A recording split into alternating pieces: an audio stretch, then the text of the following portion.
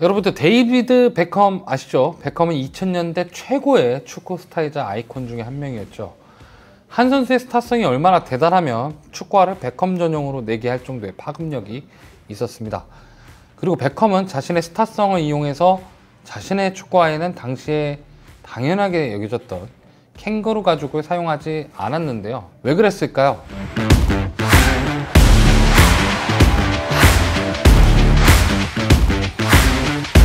동물 보호. 원래 축구화의 가장 최상급으로 따지는 가죽은 말입니다. 힝 하는 말. 근데 말은 일단 취급이 어려운 가축 중에 하나고 단순히 육고기 유통을 위해 키워지는 가축이 아니기 때문에 수지 타산이 맞지 않았습니다. 그래서 대체해서 찾은 게 캥거루입니다. 캥거루 가죽을 사용하게 된 이유는 무게가 가볍고 얇은 데다가 질긴 특성을 갖고 있어서 일단 발에 맞춰지면 내구성이 좋게 사용할 수 있다는 점이었죠. 그래서 보통 축구를 좋아하는 사람들이 이야기하는 천연가죽 축구화의 그 천연가죽은 그냥 캥거루라고 생각을 하시면 됩니다.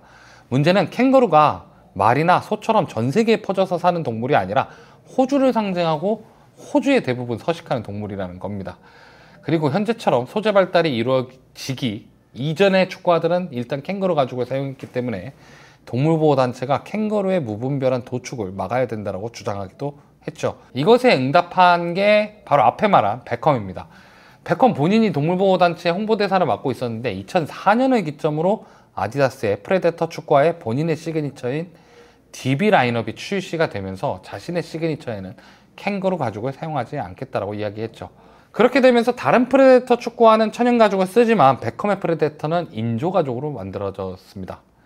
여담이지만 한때 멸종위기라던 캥거루는 사실 멸종위기라는 이야기도 만들어진 이야기였지만 2024년 호주 정부 추산 4,500만 마리가 서식 중인데 2,700만 정도 되는 호주의 인구보다 더 많은 숫자가 호주의 캥거루로 서식하고 있습니다. 소재 변경.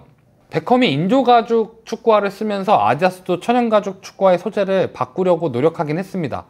그 결과가 프레데터 X부터 송아지 가죽을 가공해서 사용을 했었고 프레데터 리셀존부터는 아예 인조 가죽으로 바뀌었죠.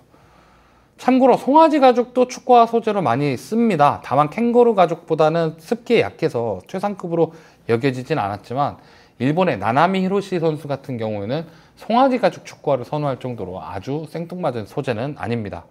그리고 시간이 흘러가면서 스포츠 기업도 사회, 환경, 그런 현상들을 마케팅에 이용하려고 노력하고 있습니다. 나이키 같은 경우가 머큐리얼로 시도한 그린스피드 시리즈가 자연분해가 가능한 소재로 만들어진 일명 재활용 축구화라는 컨셉이었고 천연가죽 같은 질감을 가진 칸가라이트라는 신소재를 이용해서 개발한 마에스트리가 또 그런 시도 중에 하나였죠. 하지만 중요한 것은 축구화 시장에 근본이라 할 수 있는 헤리티지 라인업에 여전히 천연가죽이 사용되고 있었다는 겁니다. 그런데 축구계 메이저 기업이라고 할 수 있는 나이키, 푸마, 아디다스가 자신들의 천연가죽 축구화 라인업에 변화를 가져오기 시작했습니다. 2023년 발표한 나이키의 TM4 레전드 10이 캥거루 가죽에서 플라이 터치 플러스라는 인조가죽 소재로 변경을 했고 같은 해 푸마도 펠레나 마라도나, 요한 크루이프가 신었던 유서 깊은 가죽 축구화인 푸마의 킹의 가죽을 K 베터라는 산업 폐기물을 재활용한 인조가죽 소재로 바꿨습니다.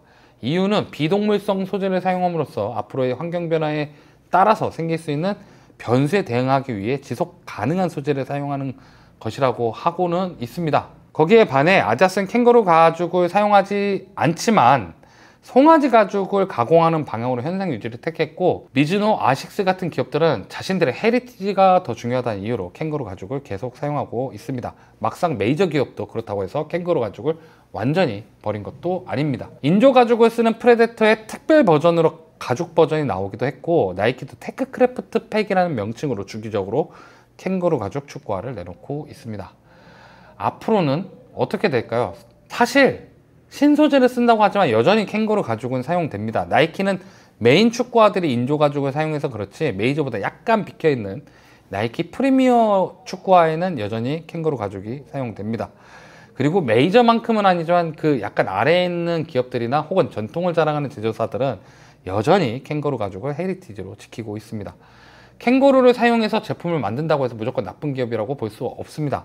원래 자연 그대로 두면 돌아오기라도 하는 일반 대륙과 달리 호주는 토끼가 군대랑 전쟁을 했는데 그 토끼한테 군대가 진 적이 있을 정도로 환경적으로 특수한 나라 중에 하나입니다. 그래서 캥거루 개체수에 대한 이야기를 계속하고 있기도 하고요. 그리고 앞서 말했듯이 호주 인구수보다 호주 캥거루 개체수가 많은 상황이라 인위적으로 개체수 조절을 해야 하는 상황이 올 수도 있습니다. 그러니까 캥거루 가죽을 도축해야 되는 상황이 올 수도 있다는 얘기죠. 결과적으로 다양한 메시지를 다 존중해야 된다는 이야기입니다. 동물과 환경을 보호해야 하는 것은 다가올 미래에 대한 책임입니다.